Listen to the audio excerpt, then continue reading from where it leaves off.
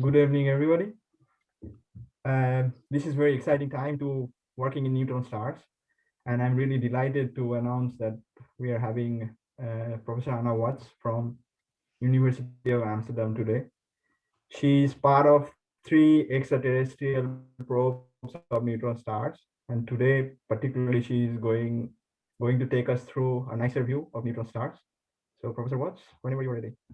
Well, thank you very much. So it's really nice to be here. It's the beginning of a long weekend in the Netherlands for King's Day, which would normally mean every Dutch person dressing in orange and drinking beer solidly for about 4 days. So this is my kickoff into the King's Day weekend.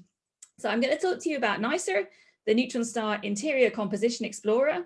It's an X-ray telescope on the space station, International Space Station, which is dedicated to studying the interior composition of neutron stars. I'm going to talk to you about our latest results, but I'm going to start off first of all by talking to you about what the mission is actually aiming to do. So NICER's goal, as it says in the name, is to study the neutron star interior. So just to start with a quick cut through of a neutron star, of what we think might be in there and why we think it might be interesting in nuclear physics terms. So this is my kind of sketch of a neutron star.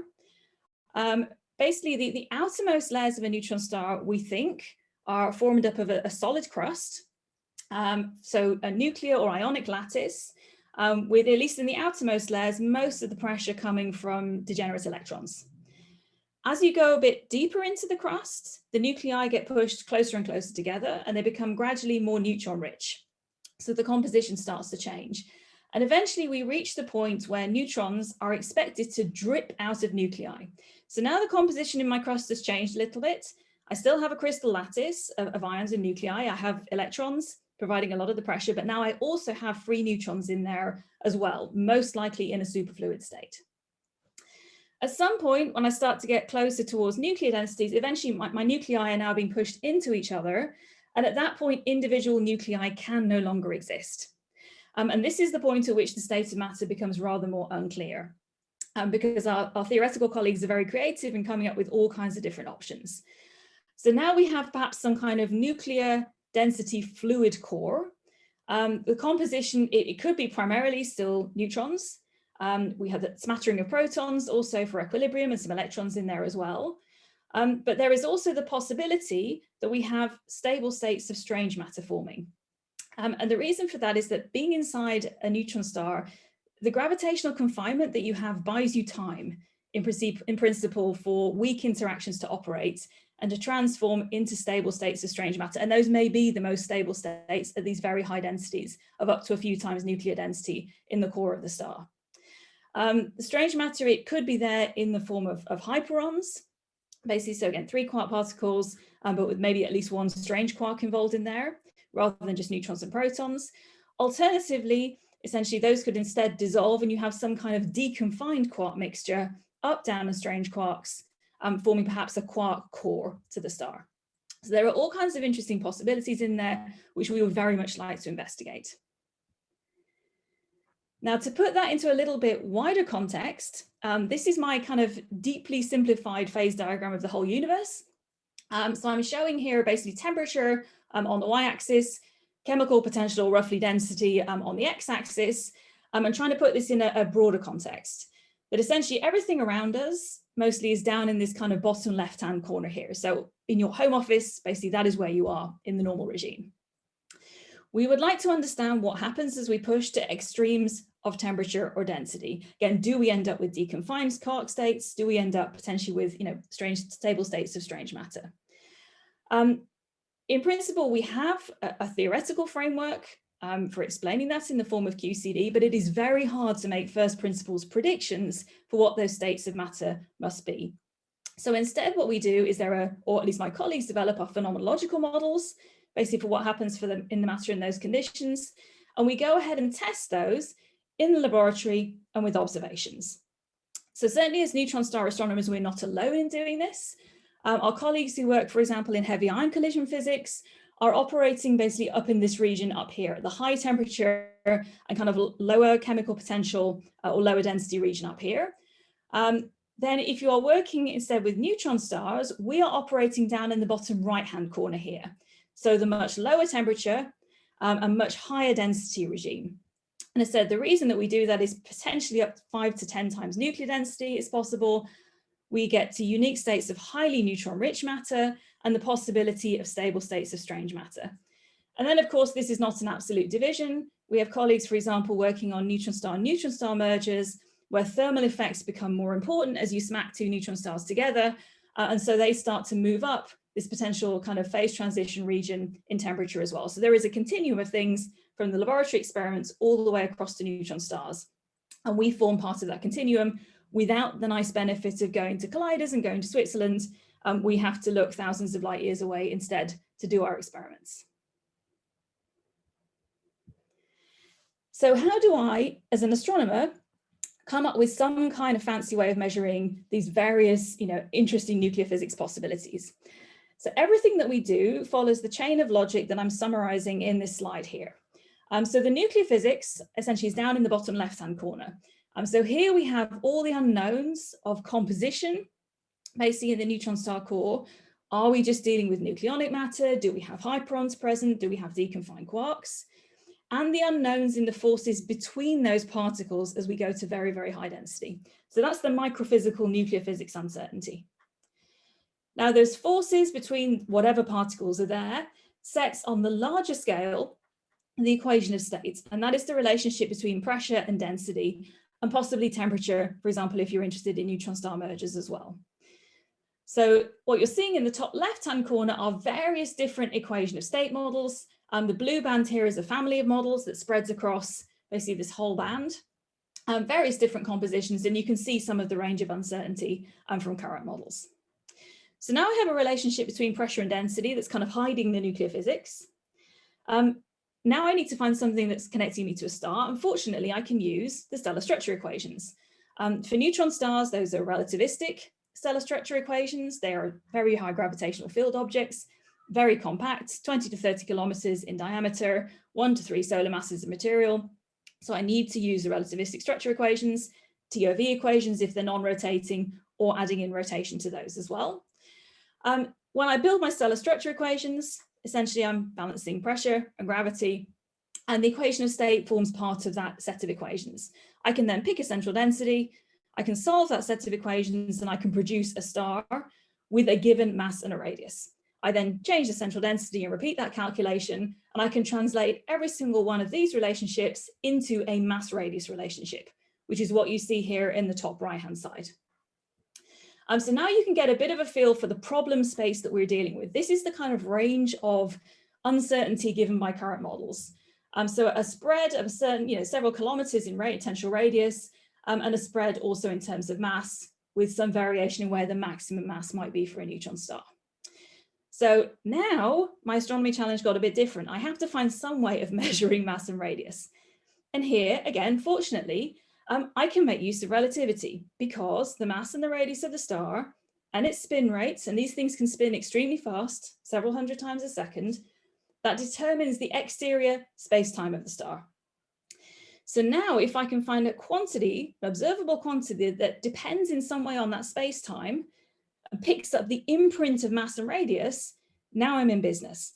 And so all the techniques that I'm going to talk about today involve radiation coming from the surface of the neutron star, propagating towards us out of this deep potential well of the star, picking up the signatures of mass and radius as it does so, and then in a way that I can extract them, and then I can walk all the way back around this loop towards the equation of state, and then I can hand a piece of paper to my nuclear physics colleagues and say, tell me what it means in terms of composition of forces.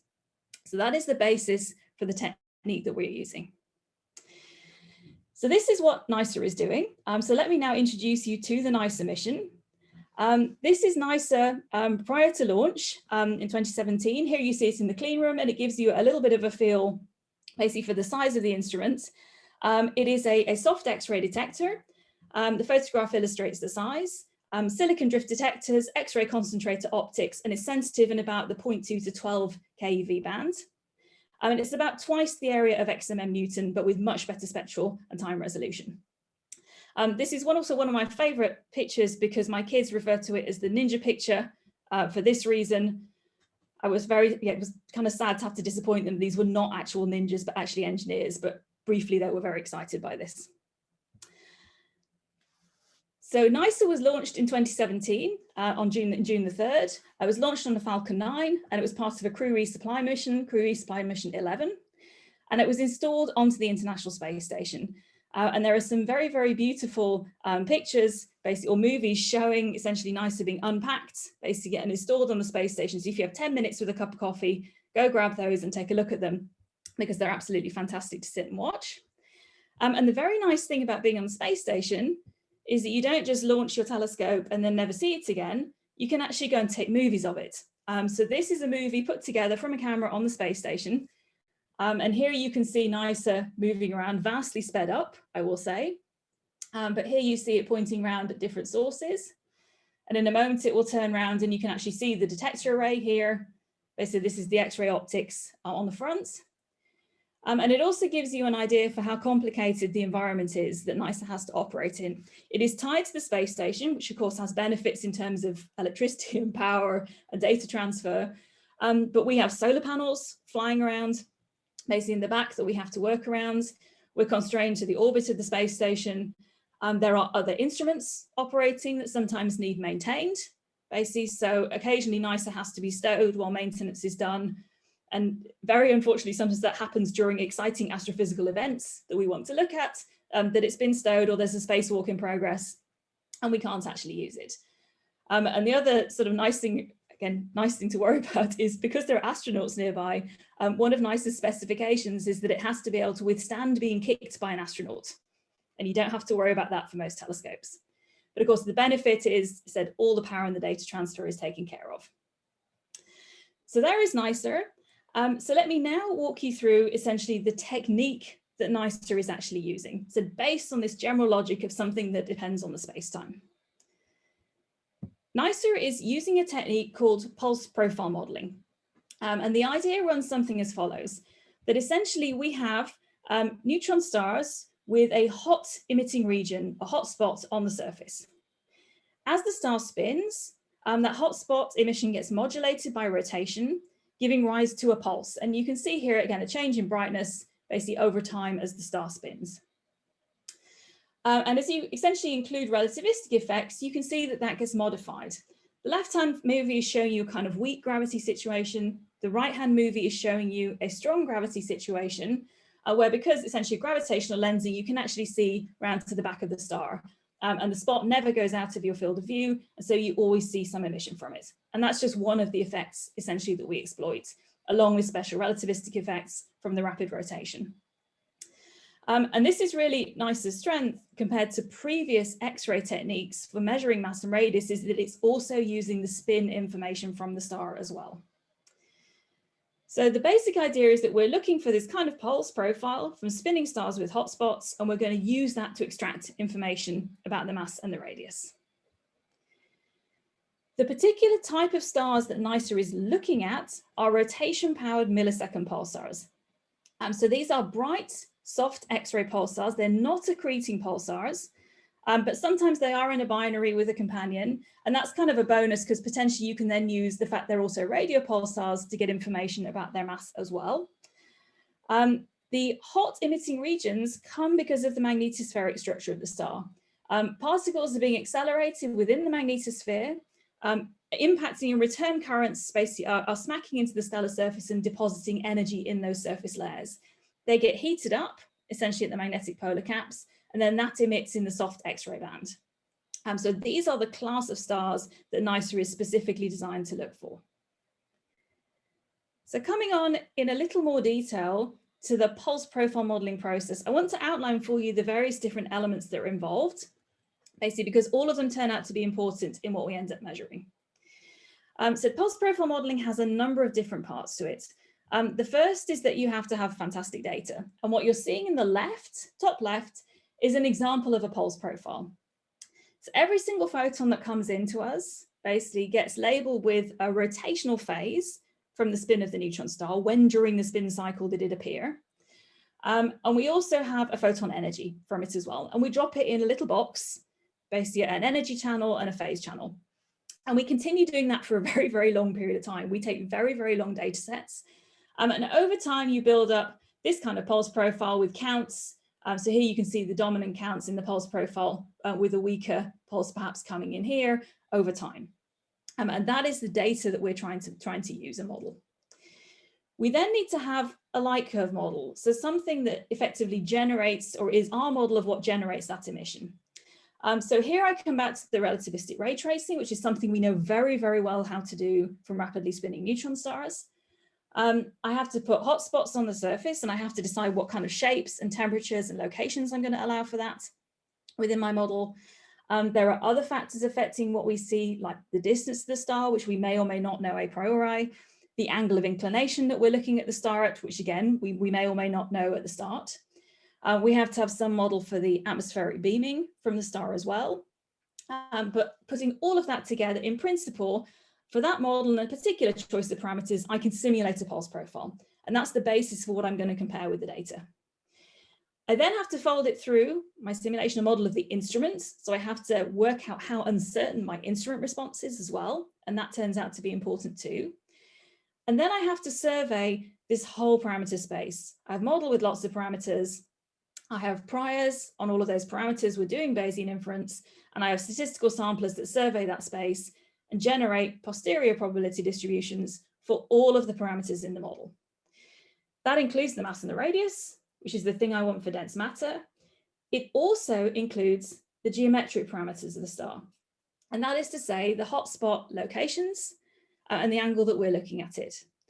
So what we're basically doing, in addition to getting mass and radius, is we are making a map of the surface of the star. This is something that's 25, 30 kilometers across, thousands of light years away. And we're using basically this technique, relativity and the spin of the star, in order to be able to do this.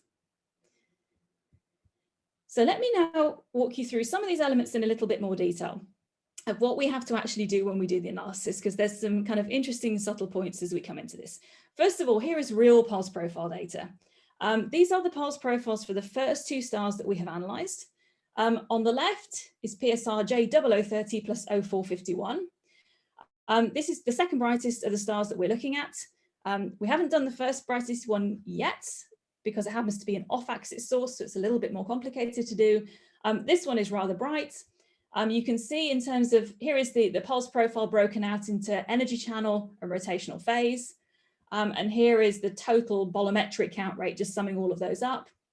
30,000 counts at the peak in each bin, 20,000 down here. Okay, so very, very long exposure. We had about 1.9 megaseconds of data coming from this star. It's not in the binary, so we don't have any independent constraint on the mass for this star, but it spins about 205 hertz. On the right is the second star that we've just analyzed. This is PSR J0740 plus 6620, which I'm going to call 0740. And this is a faint source for NICER, but it was a particularly interesting one, and so we added it into our pipeline, and I'm going to come back to this later. It's in a binary, which means that we have a mass measurement for it. And it's also rather fast, 346 hertz spin. But you can see that the overall number of counts, this is 1.6 megasecond of data, runs from 10,000 at peak down to 9,400. So it is rather fainter indeed. Something we had to worry about with the data when we started to collect it is a phenomenon called optical loading. Basically, because we get a lot of solar photons depending on the angle to the sun that the space station is at. So one of the things we had to be careful of was to exclude certain sun angles because what was contaminating our X-ray data set is actually an artificial effect from solar photons. So that was a surprise to me that we would ever have to worry about optical photons. I had hoped never to have to worry about those in my life, but they turned out to be an issue. So we had to be careful to exclude those. We then had to run a sequence of tests on our simulation models. We have essentially light curve simulation models, and we have these large statistical sampling and inference codes that are recovering the parameters, which tend to run on supercomputers. We had a number of independent teams within the NICER collaboration, and we did a lot of cross-checking of our relativistic ray tracing models to make sure that they were all consistent. Then we had two independent teams doing the inference calculation, which is far more computationally intensive and typically requires supercomputer or high performance computing time. So again, we did some tests to try and make sure that we're recovering input parameters, and that's something we could do an awful lot more work on, I think, in the future as well. So I'm going to present primarily results from my group, which come from the XPSI code, X-ray pulse simulation and inference, That's our open source code for doing this. There is an independent analysis team led by Cole Miller, and I'll talk also a little bit about their results. I mentioned also we had to have an idea of how the NICER instrument responded. In principle, we get given a response matrix from the instrument team that says, okay, every photon that arrives, this is how it gets assigned an energy, essentially. But of course, that is never entirely perfect. It's uncertain. There is always calibration uncertainty in there. So what you're seeing here is the effective area curve of NICER. And one of the things that we have tried to do is to actually model the potential uncertainty in that. So you're seeing here our prior probability distribution for the uncertainty in the effective area. And again, potentially we can improve this using calibration sources over time as well, but we wanted to make sure that that uncertainty was properly represented. So we parameterize that, and we actually try and include that in our analysis, and we recover potentially a posterior distribution on the effective area of the instrument. The next element that we have to worry about is the surface emission pattern. How many hotspots are we going to allow? Which is usually set by the number of peaks in the pulse profile. But then what kind of shapes are we going to allow, basically, for those things? So basically, we then go to our PULSAR astrophysics colleagues, and we say to them, okay, essentially, what should we allow for surface shapes? Do we just allow circles? How big do we allow them to get? How close do we allow them to get? And they will kind of laugh and say, we're not really sure precisely what the surface, the X-ray emitting regions exactly look like. What you're seeing here on the right essentially is one simulation basically from return currents, and you can kind of predict a return current distribution, but you can see here there are various possibilities. There are kind of circular shapes, there are also potentially kind of crescent shapes coming in here as well. And this isn't very well known a priori. So what we decided to do was to try and build a parameterized model of possible surface shapes and to test all of them out. So in the simulations that my group, the XPSI group, essentially put together, we had a series of models that got progressively more complicated. For the first source we analyzed, we've allowed 2 independent emitting regions because there are 2 peaks in the pulse profile that we observe. We started off with a very simple model. Each hot region is circular and has a single temperature. Now we can force those to be antipodal, or we can allow them not to be antipodal, and they can have different temperatures and different sizes. We then ran through a sequence of progressively more complex models, essentially. We then started allowing, for example, a ring structure where the core and the annulus could have a different temperature and different sizes, again, in each hemisphere or in each hot emitting region. We tried off-center circles as well. And then we tried regions formed of 2 circles overlapping so that we could get crescent shapes as well. And we ran all the way through the sequence, and we actually compared the models. Each previous one is a subset, basically, of the next one to come. And so we can see within a Bayesian framework whether it is worthwhile adding that extra complexity or not. And then we progress through the sequence. So that is the analysis path that we took, basically, for the first star that we analyzed, J0030. So I'm going to come on now to show you the results for that. So what you're seeing here, essentially, is the result of about two years of work. It took us a long time to get to this point, to work through all of these different aspects of the modeling, of the data, of the cross-testing and so on, to get to the first results coming out. We ended up with a lot of this kind of plot, which are corner plots. These are posterior probability distributions for the model parameters. And what I'm showing here are just the radius, the compactness, and the mass, basically for the star. But we have these for all of the different model parameters as well. So one of the things that we have to do is to say, okay, is the model a reasonable model? And so we have various ways of checking that. One way, which is very simple, is to say, okay, here's the data in terms of the pulse profile. Here is what the model is predicting and what are the residuals between the two. Does it look sensible, or are there huge structures in the residuals that would tell us the model was terrible? And you can see already this is a pretty good model that we have here. We then also have various measures of model quality, like the Bayesian evidence. We look at the maximum likelihoods. We do comparisons, for example, with background predictions to see essentially basically what is happening and how we compare them. And so by going through the sequence, we can see essentially what is the preferred model out of the sequence. This was the final preferred configuration that we came up with. And what you're seeing here essentially are one-dimensional credible intervals for radius, which is about centered on about 12.71 kilometers, for the compactness, and then also for the mass of the neutron star, because we had no independent knowledge of that from the start. So that was great. We were able to recover that at about 10% uncertainty.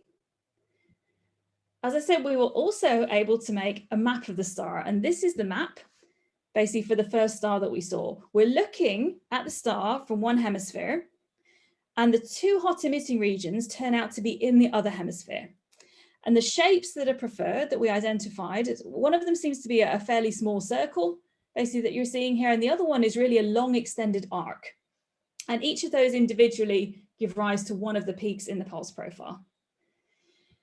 So one thing that stands out very clearly immediately to you is that this is a really weird structure.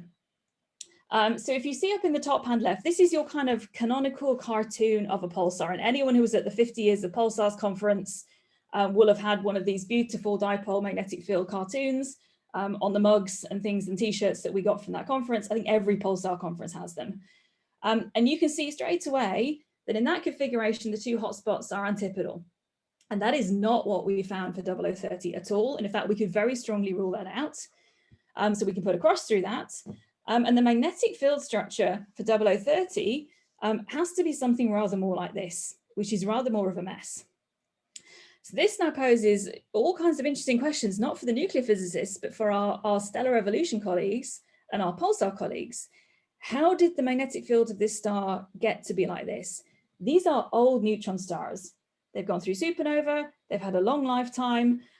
They've then gone through an accretion phase where they've accreted from a companion. That's what spun them up to such fast periods. They're recycled pulsars, so they're quite old. Did this field form in the supernova? Has it always been there? Was it formed by the accretion phase? Basically, is that what caused it? And how does this then relate to the radio emission that also comes from this source, and in some cases gamma ray emission, because a lot of those pulsar emission models assume a perfect dipole. So we have lots and lots of interactions now with the pulsar astronomers about how to try and explain this kind of magnetic field structure. But let me return to the nuclear physics for this audience and put the mass and the radius essentially into context. So what you're seeing here are the 68% contours and the 95% contours, basically for the mass and the radius that we found for 0030. It is very squarely in the middle of the range of kind of possible models that we know about. It's not set off to one extreme. And in terms of how strong a constraint essentially this on its own provided on dense matter, the uncertainties are still relatively large. And there's not really any model that you could say strongly is ruled out, particularly by this data set. Okay, but the proof of principle then was there that we could do this for a star where we had no prior knowledge of what the mass was and recover the mass and the radius independently. So there were a whole series of papers essentially that came out at the end of 2019 reporting the results for this particular star. We had a paper with the data and a bunch of supporting analysis detailing our ray tracing models and some of the modeling approaches and cross tests that we had done. And as I said, there were two independent analysis teams that went through this.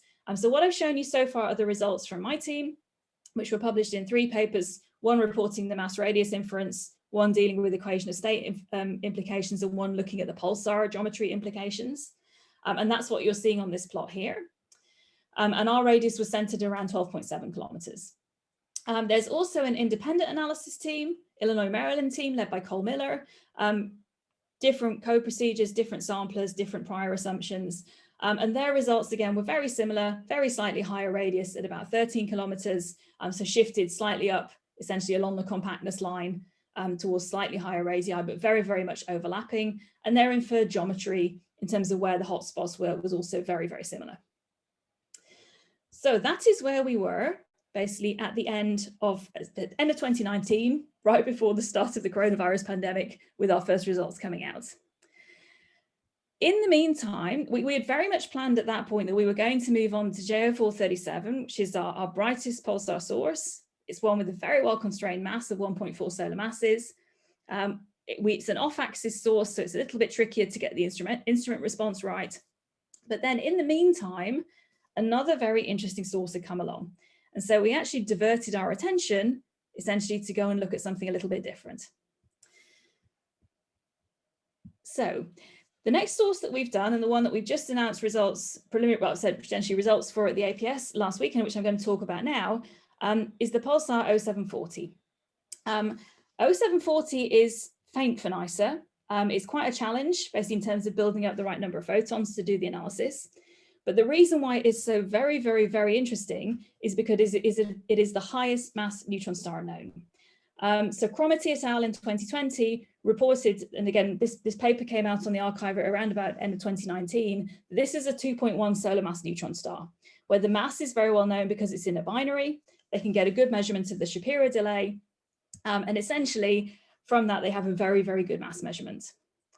So this immediately became a very good target for NICER because we could observe it and we could get a pulsation, and because high mass neutron stars are very exciting for equation of state constraints. So we made a decision to spend a large amount of observing time to try and build up a good data set for this one and to prioritize this one first.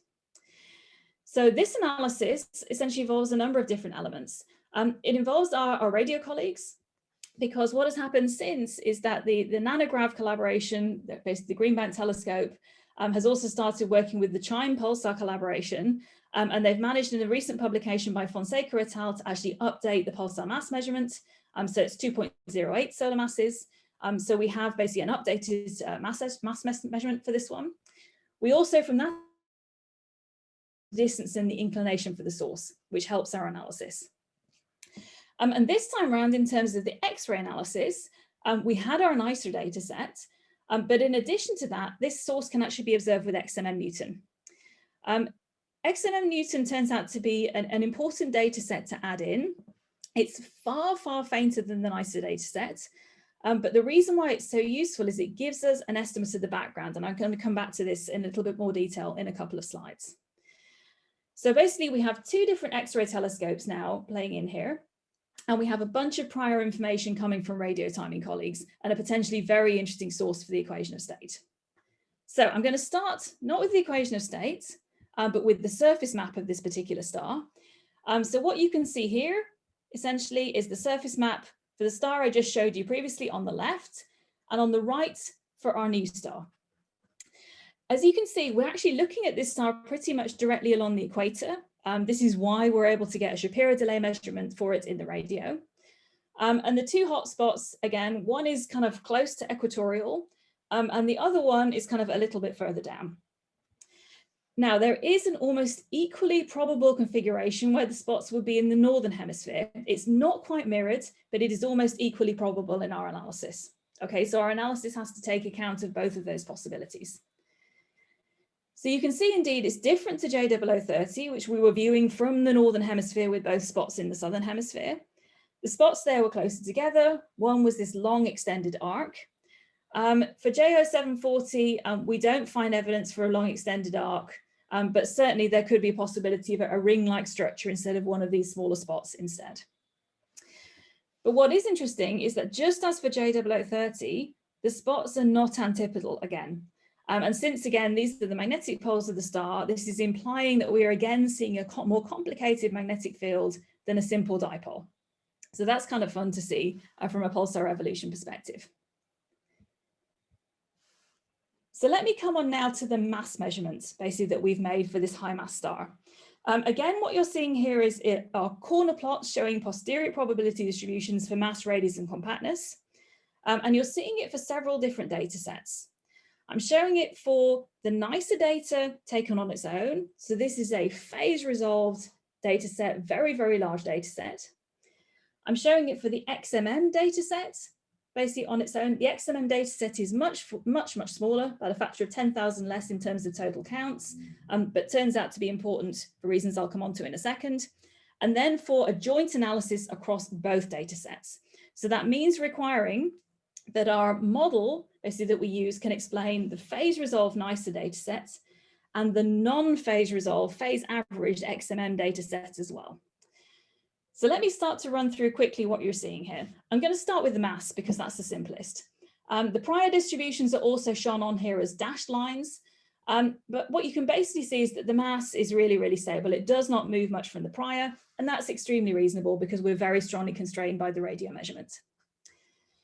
However, when you go to look at the radius, This blue line here is the NICER distribution, basically that you're seeing to the left. And that peaks around 11 point something kilometers. When you add in the XMM data set, everything shifts essentially to the right and it moves up by about a kilometer. So the median is now 12.4 kilometers, all with about 10% uncertainty. So the addition of that XMM data set is having a really, really large effect. And so to get an understanding of what's happening, you can take a look at the compactness plot. Again, here in blue basically is the NICER distribution. And in red, basically is what happens once you add in XMM. So XMM is having the effect of removing high compactness solutions. So what is happening there? To show you, we need to now go back to the pulse profile that I showed you before. So here is the data that we're dealing with. And we have the pulse part, which is shown here, but it is sitting on a kind of unpulsed component. I mean, this floor is 9,400 counts per bin. Okay, so basically it is sitting on a large kind of unpulsed component as well.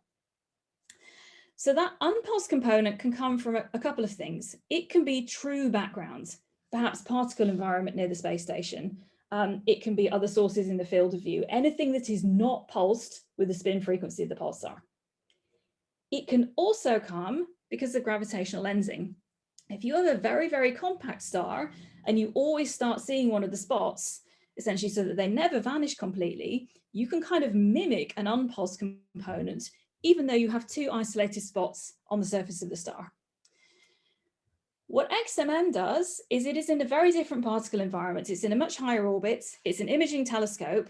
And so what XMM lets us do much better is to quantify the true background.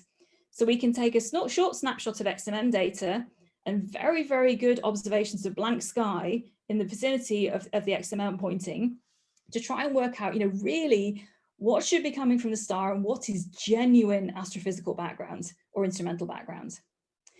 So basically we use XMM to constrain what the background is. In an ideal world, we would do that with NICER itself, but it is quite hard to get background models for NICER. Those are something that's under development. So effectively, we use XMM as a proxy for that. And XMM says to you, actually, you've been attributing bits of this unpulsed emission to the star and you shouldn't have been. It's really genuine astrophysical background. So sorry, you have to cut out those high compactness solutions. They're not allowed. And so that's why everything shifts basically in the radius by cutting out those solutions.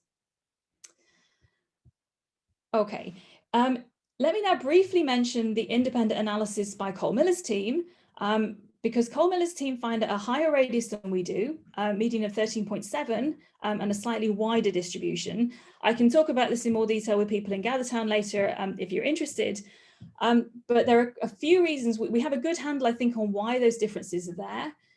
One reason, for example, is that in our analysis, we cut our radius prior off at 16 kilometers. We don't look for neutron stars above that. Cole's team are a lot more agnostic and they permit higher radius neutron stars. So their distribution naturally shifts out to the right because XMM allows them to do that, because it pushes off essentially to the right of the diagram here. At the lower radius end, we have some differences because my team were very conservative in how we modeled the uncertainty in the cross calibration between NICER and XMM. Cole's team assumed that was slightly better constrained. And again, as a result of that, they have a slightly different, we shift by about 0.3 kilometers at the lower end if we tighten up those assumptions. So there are some differences, but we have a good handle on why those are there. Okay, so let me now pop this essentially onto the same mass radius diagram. And there are a few interesting features now that crop up when you look at these two stars together. Again, they're pretty much in the middle of the space. So again, we find a radius around 12.4 kilometers. Both uncertainties are relatively similar. So although this one has a mass prior, it's a fainter source, and so it's harder to get tight constraints. And you can also see there's not a lot of change basically between the two. So there's no evidence right now for large shifts in the radius. And you can also see that some of these low radius models are really strongly disfavored once we put these two data sets together. So I'm going to come on now just to finish up by talking a little bit more about the equation of state. Because what I really want to do is not put contours onto a diagram showing models. What I actually now want to do is to take my mass and radius that I've measured, and I want to now go and infer an equation of state model parameters. So I want to do a second stage of inference, taking a model for pressure as a function of density and going and figuring out what those are and hence what the mass radius band should be rather than isolated measurements. I can also then think about adding in other constraints, for example, from gravitational wave observations. So I'm going to do that as well. So one of the things that I then have to do is I have to choose an equation of state model. And there are, again, various different possibilities. We have used parameterized models, and the models that I'm going to show you are informed by chiral effective field theory at the lowest densities. And at the highest densities, we try two different parameterizations. One is a piecewise polytrope-based model that's very, very widely used, where you model the equation of state as a sequence of polytropes essentially joined together, and you're fitting for things like the adiabatic indices of those models. And then we take perhaps a slightly more physically motivated model in terms of the speed of sound as a different possibility to try and look at the differences that you get from that. And again, we have parameters in those models and we're trying to infer those parameters. So let me show you, first of all, what happens just by having the mass of this star, because this was already given to us by our radio pulsar colleagues, and it already gives us a very strong constraint. What you're seeing here essentially are this is the full range of the prior from the two different equation of state models before you put any astrophysical constraint in black dashed lines.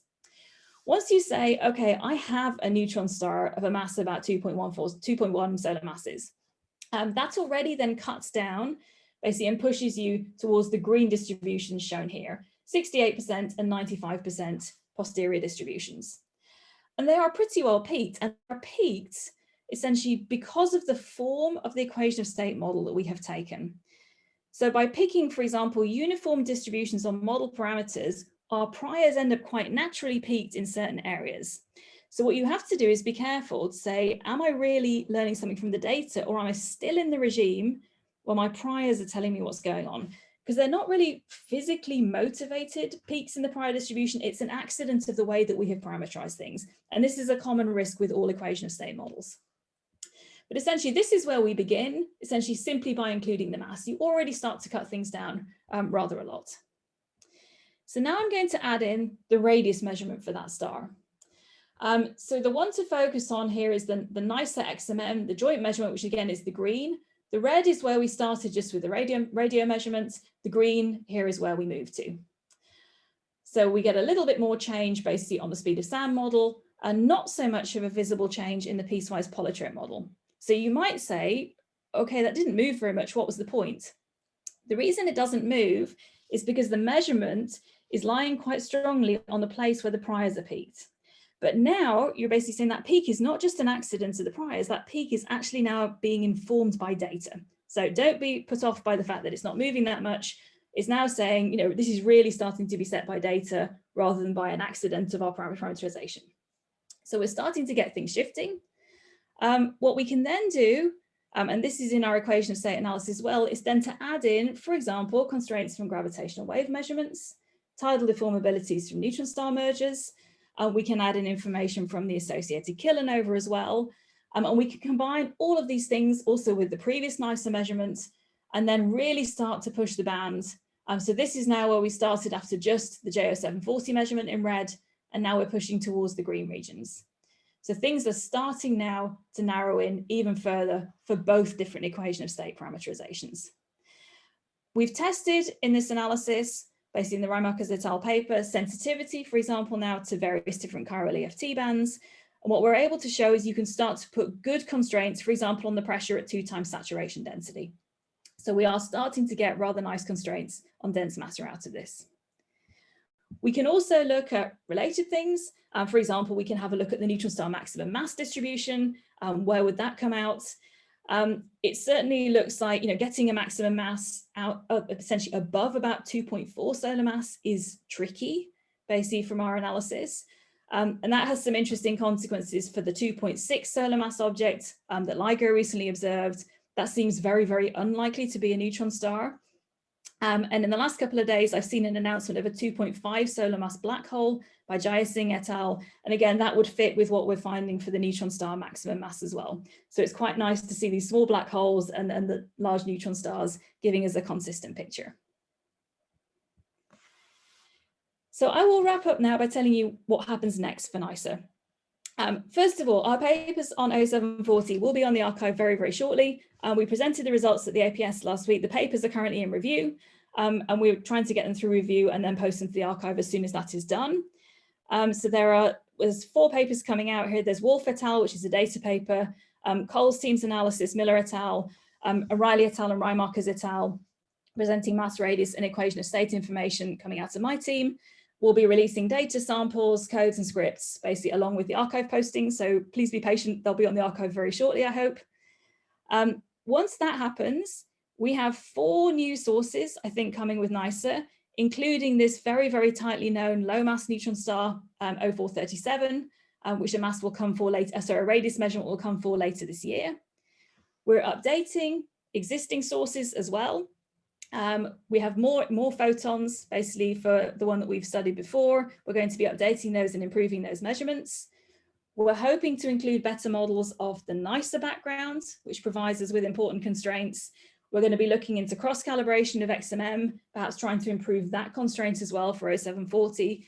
And as I said, there's now a lot of interaction with PULSAR astrophysicists, essentially to try and look at these surface models and what we're predicting also for the magnetic field structures as well. So to come on just and summarize, NICER has been pioneering a really new technique to get at the mass and radius of neutron stars. We're learning a lot by doing this, and we're improving the technique a lot as we go, but we've managed to deliver 2 measurements. So we've measured the size now of 2 neutron stars, including the highest neutron star mass known. And we're also, and this just blows my mind, making maps of tiny, tiny stars, thousands of light years from Earth with this technique as a byproduct of the equation of state analysis. And this leads me to my absolute proudest achievement, which is that we've taken this beautiful mission patch that NASA came up with, and we've shown that it looks really a little bit more like this. So we've made a little request to them for an update at some point. So I will stop there and I'll take any questions. Thank you very much for this wonderful overview. So the session is now open for questions. But before going to that, I think there are some already existing questions in the chat box. Could you open the chat box, or I can read it for you if you want? Right, what have I got? The first question was, why the spikes in efficiency? I don't think I understand the question. Madhafa, can you explain a bit better? Yeah, I think you can unmute, Dr. Prakash. Yeah, in the efficiency plots, there were very many spikes. Someone already answered it as a Roland Deal, said that it is because of atomic absorption edges. So I'm happy. Oh, in the effective area, yes. Yeah, I have other questions. Can I follow? Yep. Yeah, please go ahead. Yeah, I've written it down. Now, do different shapes of the hotspots matter? Miller seemed to say no. Right, they do for 0030, and they didn't seem to for 0740. So for 0030, we had a very, very high quality data set. And so we were able to do very careful comparisons of different shapes.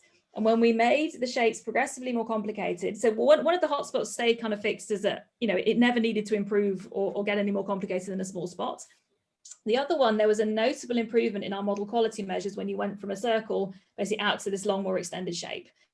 And it did shift the inferred radius. So right now we can say that, yes, we believe it is a strongly preferred model based on the model quality measures and the fact that PULSAR colleagues tell us this is possible. If at some point our PULSAR colleagues came back and said, you know what, you can't have crescents, actually we were wrong, we'd have to then take those out of our models and go back and revisit them. But so far those models still seem to be okay. And people are managing to produce magnetospheric models that work out of it. Okay. For JINA-CEE, we ran the same kind of test. So we did try more complicated models, and it didn't change the mass, and they weren't particularly needed. We can have one of the spots being a ring, perhaps even in a kind of circular-ish crescent. It does not change the inferred mass at all. Okay. Miller versus you again. Miller says M could not be determined for J0740 from NICER data. You say otherwise. How come? Oh no, I'm not saying otherwise at all. The mass was provided to us by the radio people. We tried an analysis where we assumed we didn't know the mass, and we would never have worked out the mass for the star. We'd never have independently been able to decide that it was a high mass neutron star. So no, I'm definitely not saying that. Okay, thanks. 4 new sources, what are they? 0437, 1230. So J0437 is a 1.4 solar mass neutron star. 1614, and I can never remember the full telephone numbers, I'm sorry, but that one is a 1.9 solar mass neutron star. So again, we have a mass measurement for it. Then we have 2 other neutron stars, 1231, and I've forgotten the telephone number of the 4th one, 2124. Neither of those 2 have an independent mass measurement. So we've got 2 more without a mass prior and 2 more with a strong mass prior. Oh, good. Well, last question. Could you put up the slide in which you had CS squared parameterization? I can.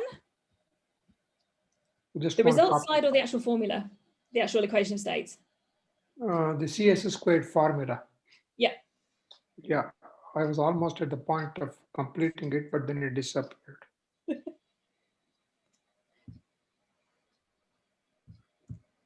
Where does this come from? This is in Greif et al. 2019, the paper reference at the bottom right. Greif et al. Okay. Yeah. Just 1 second. Okay, thanks. Okay, there was another comment by Lynch. Yeah. If you can unmute, or I can read. It's comment about the introductory slide. I can unmute. So Yeah, you showed go the ahead. first slide where you're trying to put all of the different probes into perspective, but the place that you put the heavy ion collisions is for LHC or RIC. Yes. But the probes of the high density equation of state are not done there. They're at high carrier chemical potential, much lower temperature. Yeah. Yes, so there's other things that should be, I told you it was vastly simplified plot. There should be other things along that line. Okay, but I just wanted to make sure that not everyone had that impression that we're doing dilute high temperature matter.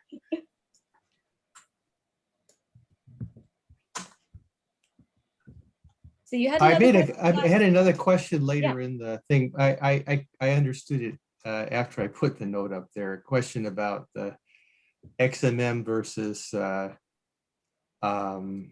nicer determinants about compactness. I just misread the graph. That's all. So ignore that comment. XMM in principle allows a broad range. It's when you combine the two that the things down here that XMM is favoring are not the same things that nicer is favoring, and so they end up getting chopped out, basically. Yeah, I wish that I could retract my comment, but it's already up there, so I understand it now.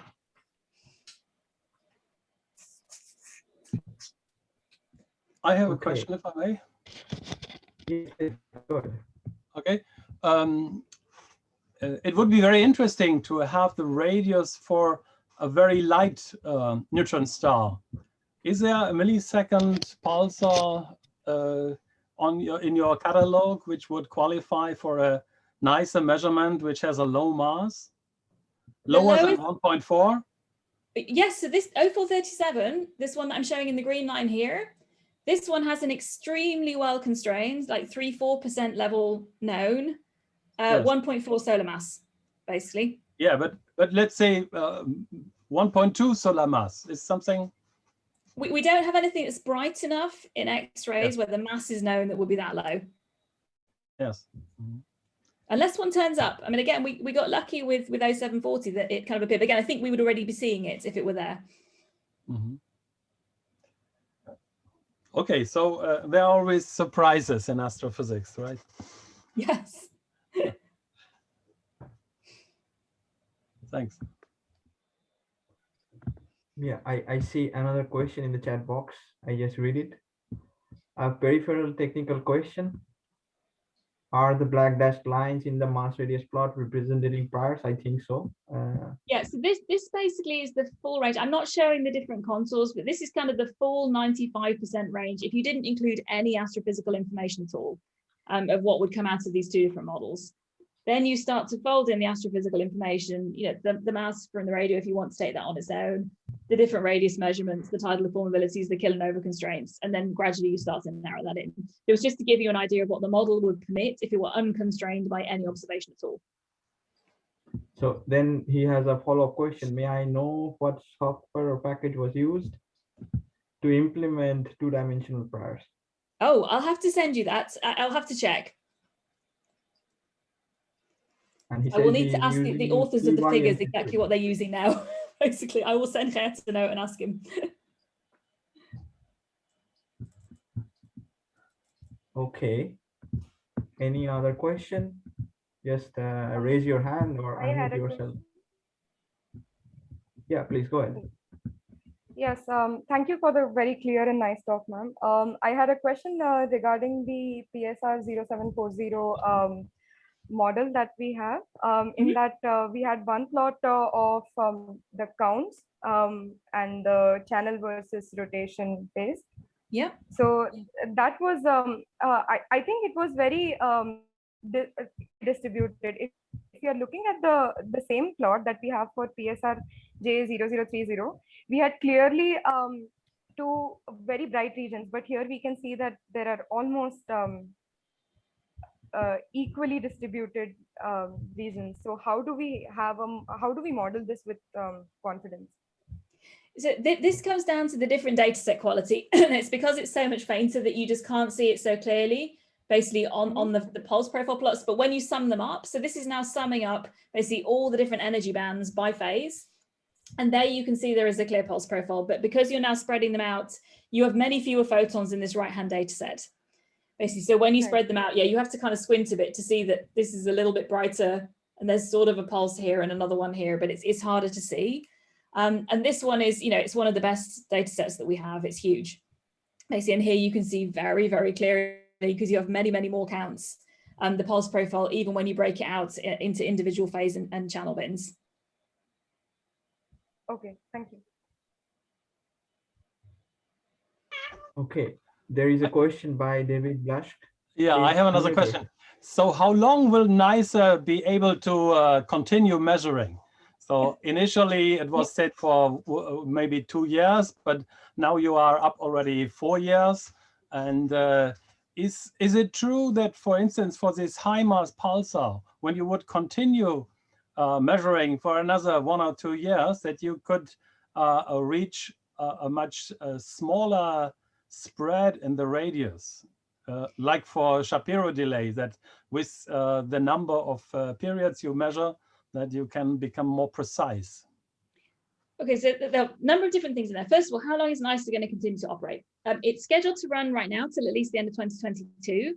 It has senior review at the end of this year, NASA senior review, and I guess whether it gets pushed beyond that depends on how people like our results. So I hope everyone likes the results because we would like to carry on observing and get more data.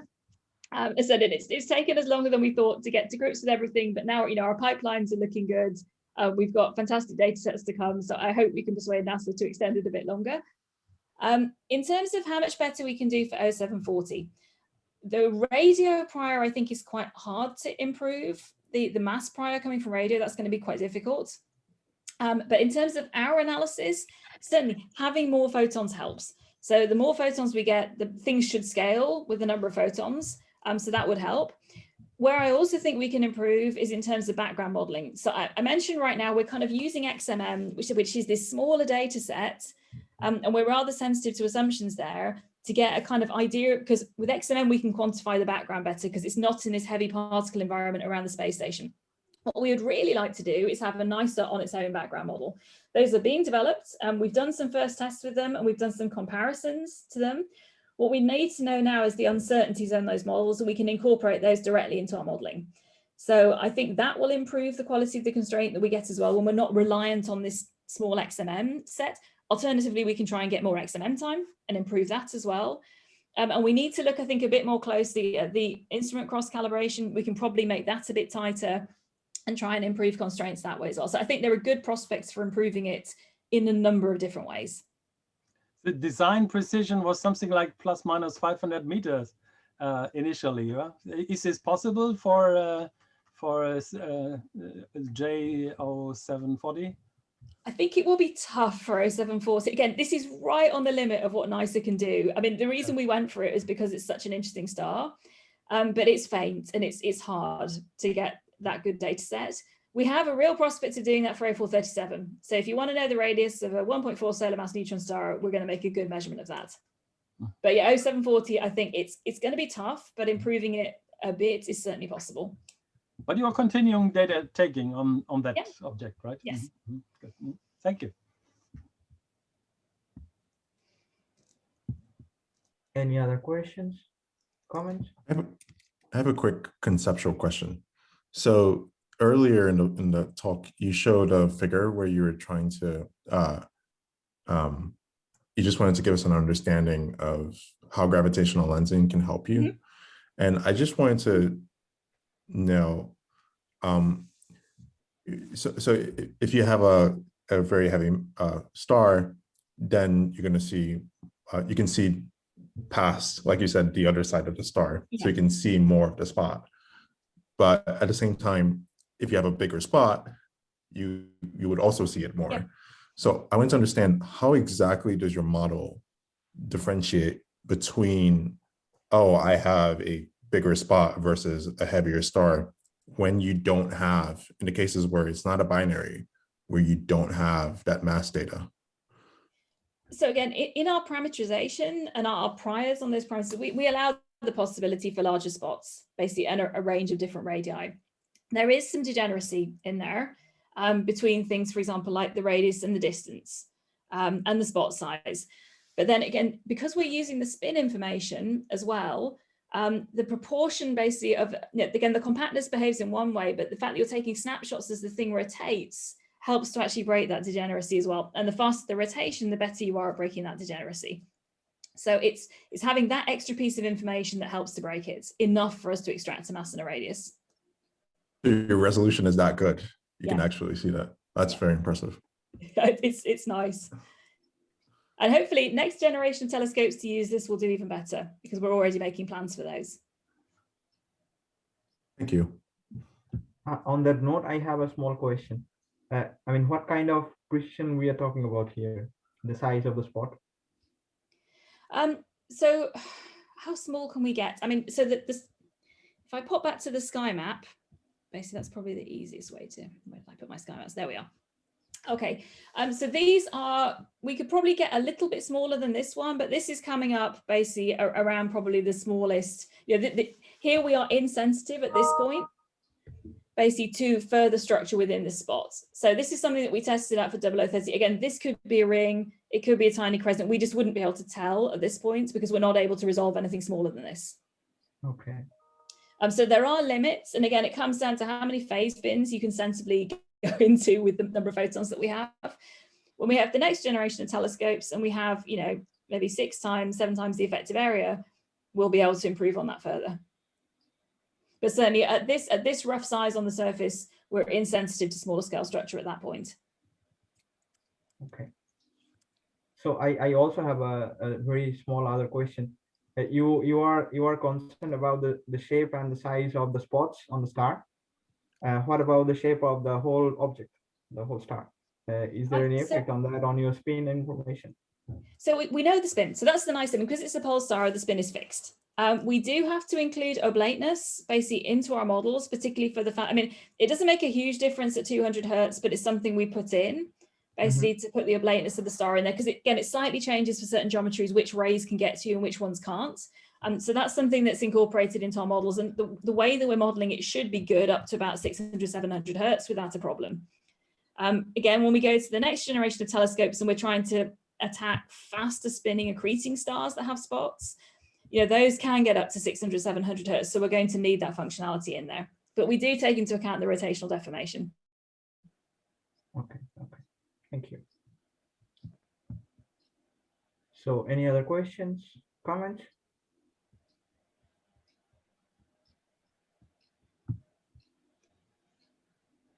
Okay. Someone posted something in the chat. I will be coming into GatherTown, yes. No, this is a very specific question for Anna, I think, in the chat box. Yeah. This is not for. Okay. No, this is we have. we have a degeneracy in the name, so this is what I thought. We have another Anna in the same.